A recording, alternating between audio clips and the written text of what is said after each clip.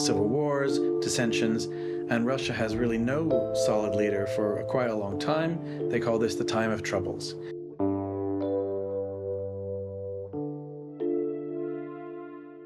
In the summer of 1918, the Romanov Empire breathed its last in a dark basement. But when a hidden grave was uncovered decades later, something was terribly wrong. 9 skeletons were there, yet 2 children were missing. The boy who was born to inherit the throne and one of his sisters. A woman emerged from the shadows of history, claiming to be Anastasia, and for years the world wanted to believe her.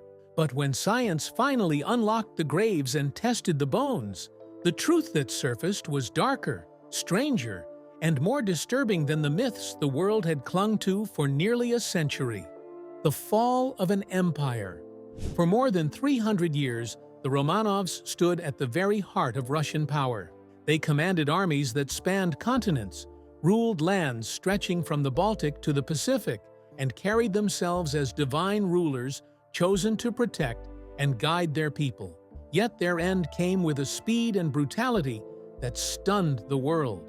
The collapse of the Romanov dynasty was not only the fall of a royal house, but also the shattering of centuries of tradition. And even after their deaths, unanswered questions lingered about the fate of every member of the family. Nicholas II ascended the throne in 1894 at the age of 26.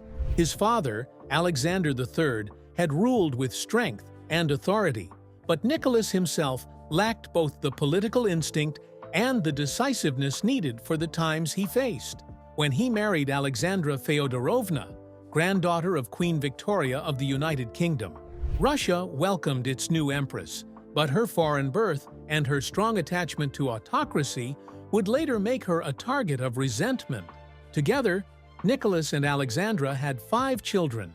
Their daughters, Olga, Tatiana, Maria, and Anastasia, grew up in the protected world of the royal court, while their youngest child, Alexei, was the long-awaited heir to the throne. Alexei's hemophilia, a life-threatening condition inherited through Alexandra's lineage, would forever change how the family governed and how the public saw them. Even in the early years of Nicholas's reign, cracks began to show in the empire. Russia's ambitions in the Far East led to war with Japan in 1904. The Russo-Japanese War was supposed to demonstrate Russia's military might, but instead it became a national humiliation. Russian fleets were destroyed at sea, the army faltered on land, and the once mighty empire was forced into an embarrassing peace. This defeat revealed the incompetence of the government and weakened the faith of the people in their ruler. The following year, tensions exploded. On January 22, 1905, a peaceful demonstration of workers marched toward the Winter Palace in St. Petersburg, carrying icons and petitions to the Tsar. They hoped for reform, for better conditions, and for the protection of their ruler. Instead, they were met with gunfire. Imperial guards opened fire on the crowd, leading to the deaths and injuries of hundreds in an event that would be remembered as Bloody Sunday. News of the massacre spread across the empire, sparking uprisings, strikes, and riots in what became known as the Revolution of 1905. Nicholas attempted to calm the unrest by promising limited reforms through the creation of a parliament, the Duma. But his unwillingness to share real power made those promises ring hollow. Even with these crises behind them, the imperial family could not escape the growing storm. When the First World War broke out in 1914, Russia entered the conflict against Germany and Austria-Hungary. At first, patriotic fervor swept the nation, but the early enthusiasm soon collapsed under the weight of staggering losses. Millions of soldiers were killed, wounded, or taken prisoner. Supplies for both the army and civilians dwindled, and food shortages grew severe. In 1915, Nicholas made the disastrous decision to take personal command of the Russian army, leaving his wife Alexandra to oversee domestic affairs in the capital. His absence at the front tied him directly to the military defeats, while Alexandra's reliance on the mystic Grigory Rasputin fueled scandal and suspicion. Rasputin's presence in the royal household became one of the most damaging blows to the Romanov image. The Siberian peasant and self-proclaimed holy man gained influence because he seemed to ease the suffering of Alexei during his bleeding episodes. Alexandra came to believe Rasputin was sent by God to protect her son, and she defended him fiercely against critics. But to the Russian public and the nobility, Rasputin was a symbol of corruption and decay. Rumors spread of his control over government appointments and his inappropriate closeness to the Empress. Unfortunately, his murder in December 1916 by a group of nobles did little to restore confidence, because by then the empire was already teetering on the edge. The breaking point came in February 1917. In Petrograd, food shortages and rising prices led to riots, and strikes shut down factories. Crowds filled the streets demanding bread, peace, and change. Soldiers sent to suppress the unrest began to join the demonstrators instead. Within days, the protests escalated into revolution. With the situation spiraling out of control and no support left among his generals, Nicholas II was forced to abdicate the throne on March 2, 1917, ending more than 300 years of Romanov rule with a single signature. The family was placed under guard soon after. At first, they remained at Tsarskoye Selo, their residence outside Petrograd, still surrounded by the trappings of wealth, but now confined to the boundaries of their estate. Later, they were moved to Tobolsk in Siberia, far from the capital, where conditions grew harsher. Still, they carried themselves with dignity, holding on to the routines of court life as best they could, even while knowing their future was uncertain. After the Bolshevik Revolution in October 1917, their situation changed drastically.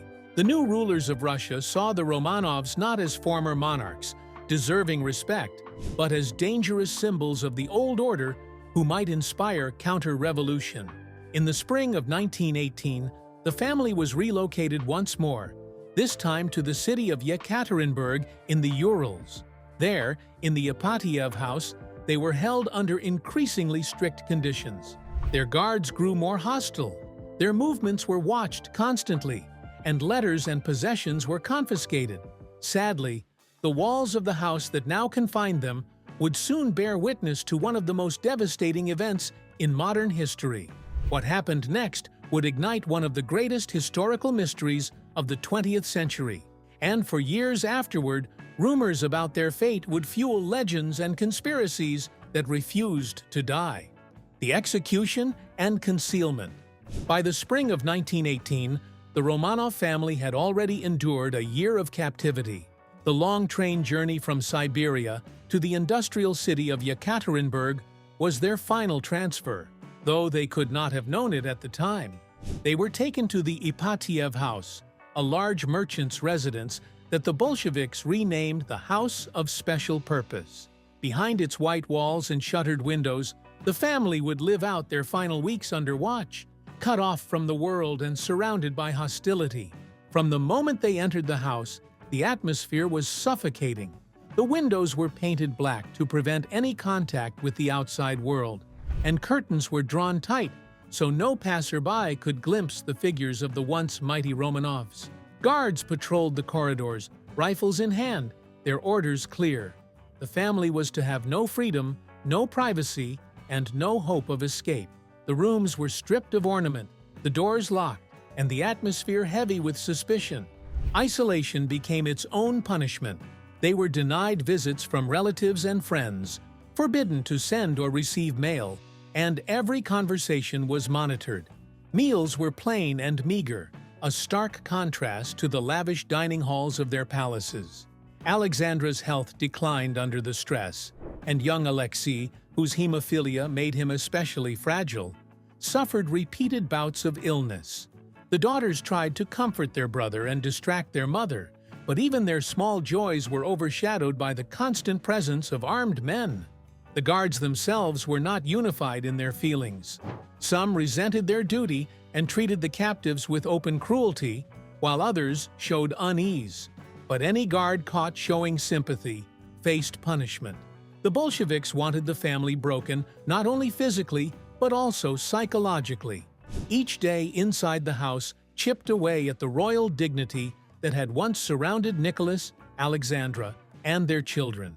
As the Russian Civil War spread across the country, the situation outside grew desperate. Anti-Bolshevik forces, known as the White Army, were advancing toward Yekaterinburg. To the Ural Soviet, the Bolshevik council controlling the region, the Romanovs were not helpless captives, but dangerous symbols. If the Whites reached the city and liberated the family, Nicholas could become a rallying figure for counter-revolution. And so, the decision was made.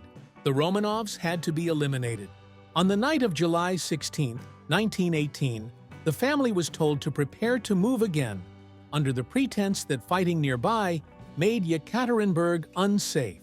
They dressed and gathered quietly, carrying a few belongings, still clinging to the hope that their exile might continue elsewhere.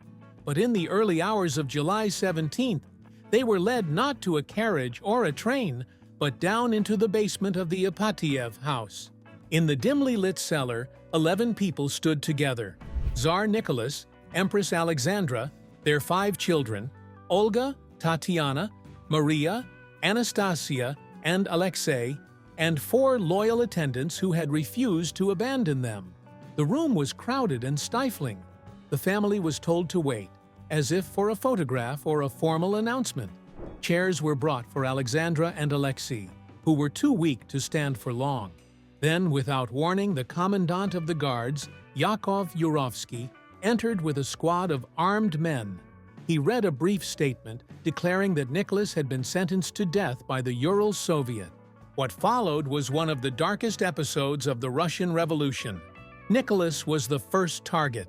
Gunfire erupted in the enclosed room, deafening and chaotic. The cellar filled with smoke, screams, and confusion. The family and their attendants were all met with the same fate. Because of the small space and the poor aim of the armed men, the execution was drawn out and chaotic. Reports believe that the ordeal lasted nearly 20 minutes before the room fell silent. When it was over, 11 bodies lay on the cellar floor: the Tsar, the Empress, their children, and their servants. But even death did not bring them dignity, because the bodies were hastily loaded onto a truck and driven out of the city under cover of night. The executioners needed to conceal the crime quickly, fearing that advancing white forces might soon uncover the truth. Their first plan was to dispose of the remains in a mine shaft in the Koptyaki forest, outside Yekaterinburg. The bodies were stripped of clothing, splashed with acid to prevent identification, and thrown into the pit. Grenades were tossed in to collapse the shaft, but the explosives failed to destroy it. Realizing that the site was too shallow and too obvious, the men set about digging a new burial place nearby. This attempt to erase the Romanovs from history was carried out in haste, with little planning and under constant fear of discovery. For decades, the fate of the Romanov family was clouded in secrecy, and in the absence of clear information, rumors spread quickly. Some believed that one or more of the children had escaped, spirited away by sympathetic guards or secret supporters. Others whispered of hidden survivors living abroad, waiting to reclaim their throne. The confusion was deliberate, a calculated effort to mislead both domestic and foreign audiences. But the truth lay buried in the Ural forests, locked away with the remains in unmarked graves. For much of the 20th century, the story of the Romanovs would be told in fragments, rumors, and speculation. It would take decades and the rise of modern science to finally uncover what really happened in those final hours. And as investigators began piecing together the evidence, the discoveries they made would shock the world all over again. The conspiracy theories. In the days following the execution in Yekaterinburg, the Bolsheviks faced an immediate problem. They had killed the entire imperial family, but they were not prepared to admit it openly. On July 18, 1918, official newspapers in Moscow reported only that Nicholas II had been executed. Alexandra, the children, and the attendants were said to have been moved to a safe place. This half-truth, carefully constructed by the Soviet leadership, would ignite decades of confusion. For years, the Soviet regime encouraged this ambiguity. At times, they hinted that Alexandra and the children had survived. At other times, they remained silent, allowing speculation to spread unchecked. This calculated disinformation helped distract from the brutality of the execution and gave the Bolsheviks space to control the narrative. Yet, outside of Russia, the mystery only deepened. If Nicholas alone had been executed, where were the rest of the family? Were the daughters hidden in convents, spirited across borders, or rescued by loyal supporters? The idea that one or more Romanov children had escaped the cellar of the Ipatiev house became a powerful story that refused to die. For many, it was easier to believe in a miraculous survival than to accept the full horror of what had happened. Among these tales, the most persistent names were those of Anastasia, the youngest daughter, and Alexei, the fragile heir to the throne. Both seemed to embody innocence and hope, and their supposed survival carried a kind of poetic justice that the dynasty might continue even if in secret. Popular culture eagerly seized upon the myth. In Europe and America, newspapers published sensational stories about hidden Romanovs living abroad. Novels dramatized daring escapes and secret lives, while audiences embraced these tales because they turned a brutal tragedy into a mystery filled with intrigue, romance, and the possibility of a happy ending. But myths were not the only source of confusion. There were also imposters, people who stepped forward claiming to be lost Romanovs. Some may have been opportunists, seeking money or fame. Others may have been deluded, genuinely convinced of their own false identities. But among all these pretenders, one woman stood out above the rest. In 1920, a young woman was found in Berlin in a state of distress and would not reveal her identity. Before long, whispers soon began that she was one of the Romanov daughters.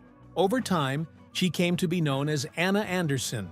Claiming to be Grand Duchess Anastasia, Anderson wove a story of miraculous escape. She said she had been carried out of the Ipatiev house by a sympathetic guard and hidden for years before finally reaching Germany. Her claims were not dismissed outright. Some members of the Romanov circle, including relatives and former servants, cautiously supported her. They pointed to small details in her behavior, her accent, and her knowledge of court life as possible proof. For those who wanted to believe that at least one Romanov child had survived, Anderson's story offered hope. The possibility that Anastasia lived was so alluring that it divided families, friends, and historians for decades. Anderson's case dragged on through endless legal battles. In Germany, her identity became the subject of a lawsuit that lasted 32 years, one of the longest cases in the nation's history. Supporters and opponents presented evidence, witnesses, and testimonies, yet the courts could never reach a definitive conclusion. But when the case ended in 1970, Anderson had failed to prove she was Anastasia. Skeptics argued that she was not a Romanov, but a Polish factory worker named Franziska Szankowska, who had disappeared shortly before Anderson's first appearance in Berlin. Over the years, researchers found inconsistencies in her story, gaps in her memory, and evidence linking her to Szankowska's past. DNA testing eventually compared tissue from Anderson with living relatives of the Romanovs and with a great-nephew of Szankowska, and the results were conclusive. Anna Anderson was indeed Franziska Szankowska, a factory worker from Poland who had assumed a false identity. But Anderson was not the only imposter. Over the years, others claimed to be Maria, another of the Romanov daughters, or even Alexei himself. But none of them withstood close scrutiny. Their stories often contradicted known facts, and many were exposed as frauds seeking attention or financial support. Yet each new claimant found at least some willing believers, further feeding the myth of survival.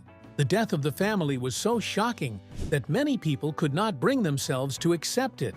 But the truth was waiting in the forests of the Urals, buried in shallow graves and concealed by decades of Soviet silence. Only the discoveries of the late 20th century, combined with the precision of modern DNA analysis, would finally prove what had happened to the Romanovs and put the legends of survival to rest. DNA solves the mystery. For more than 6 decades after the Romanovs were executed, the truth of their fate remained locked in secrecy. The Soviet Union maintained its silence, while rumors of survivors flourished. Then, in the late 1970s, a discovery deep in the Ural forests began to unravel the mystery.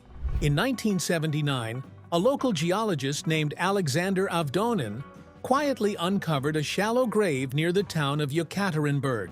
The site matched the descriptions whispered in testimonies from 1918. Inside, Avdonin and his colleagues found remains that bore the unmistakable signs of what had happened to the Romanovs. However, the Soviet regime still considered the Romanovs a forbidden subject, and revealing the find could mean prison or worse. So, Avdonin made a fateful decision. He kept the grave a secret.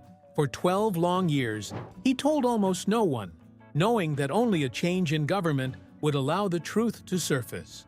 That change finally came with the collapse of the Soviet Union in 1991. The discovery was revealed, and for the first time, scientists had the chance to openly investigate what had long been hidden. When the grave was officially opened, 9 skeletons were recovered. Forensic experts quickly concluded that the remains belonged to the imperial family and their attendants. Yet, 2 bodies were missing. Of the 11 people known to have passed away, only 9 had been found. The absence of one daughter and the heir, Alexei, reignited old suspicions. Still, the evidence within the grave demanded analysis. Forensic anthropologists began the first round of identification, studying the skeletons for identification. These methods gave strong indications that the Tsar, the Tsarina, 3 daughters, and 4 attendants were present. But anthropology alone could not silence decades of rumor. The world wanted certainty, and that certainty would come from DNA. At the time, DNA testing was still a developing science, but the Romanov case became a milestone in its history. Scientists turned first to mitochondrial DNA, which is inherited exclusively through the maternal line. Because mitochondrial DNA passes unchanged from mothers to their children, it can be used to trace lineage across generations. The challenge was finding a living maternal relative of Empress Alexandra who could provide a comparison. The search led to one of the most unexpected figures in the story: Prince Philip, Duke of Edinburgh, husband of Queen Elizabeth II of the United Kingdom. Alexandra had been the granddaughter of Queen Victoria, and Prince Philip, through his own maternal line, was a direct descendant of Victoria as well. His blood carried the same mitochondrial signature that Alexandra would have passed to her children. When Prince Philip agreed to provide a blood sample, it allowed scientists to make the crucial comparison. The results were decisive. The DNA extracted from the bones of the Tsarina and 3 of her daughters matched Prince Philip's sequence. This was irrefutable proof. The grave did indeed contain Alexandra and her children. For the first time in decades, science cut through myth, yet confirming Alexandra and the girls was only part of the puzzle.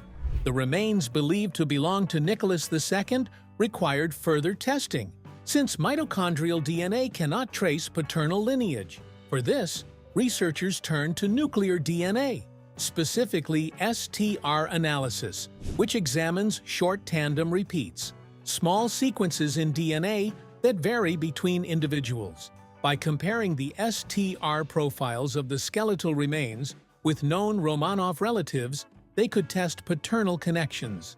And so, Nicholas and Alexandra were positively identified, along with 3 daughters and their attendants. The Romanov investigation became one of the most rigorous forensic studies of its time.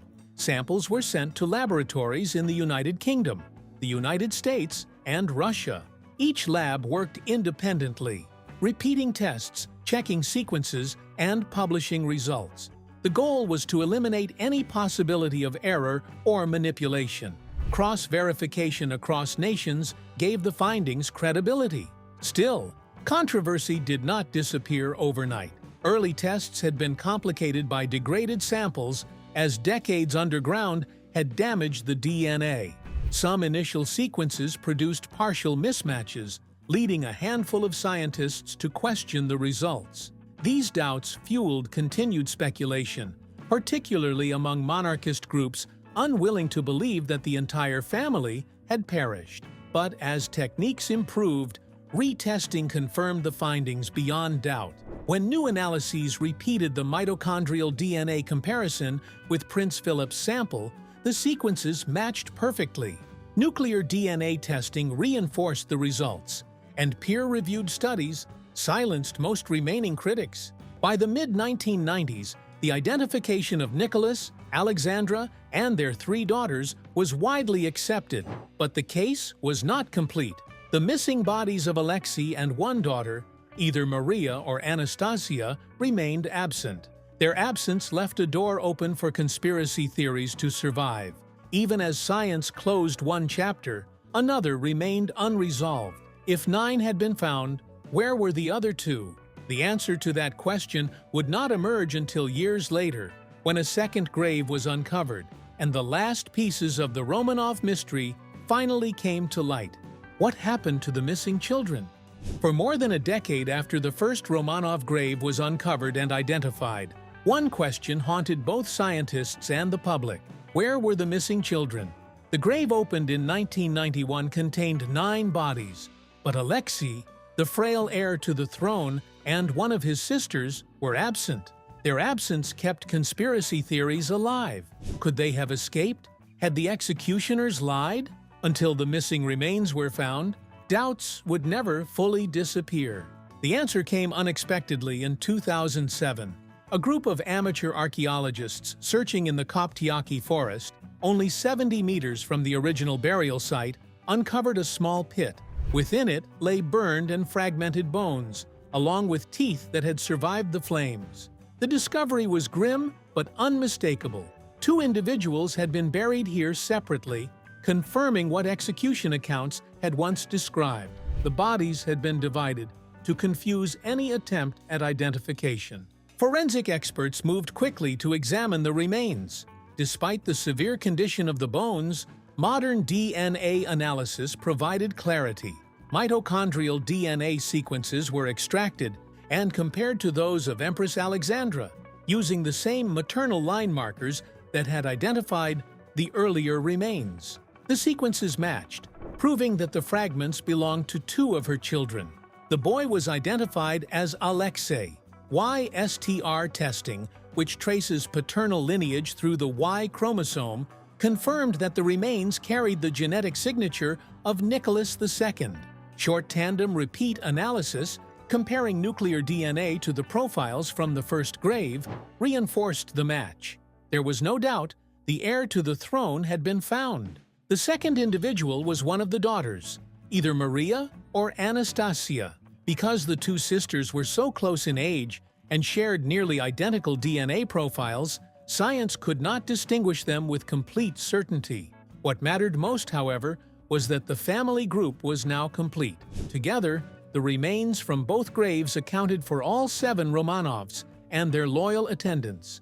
The mystery that had lingered for almost 90 years was finally resolved. This discovery marked the true end of the survival myths. Anastasia had not escaped to Europe. Alexei had not been smuggled away to grow up in hiding. The legends that had fueled imposters and inspired novels and films were finally put to rest. The Romanovs had all died together in the cellar of the Ipatiev house in July 1918, and now science had given proof that could no longer be denied. In 1998, long before the second grave was located, the first 9 Romanov remains had been reburied in the Peter and Paul Cathedral in St. Petersburg, the traditional resting place of Russia's czars.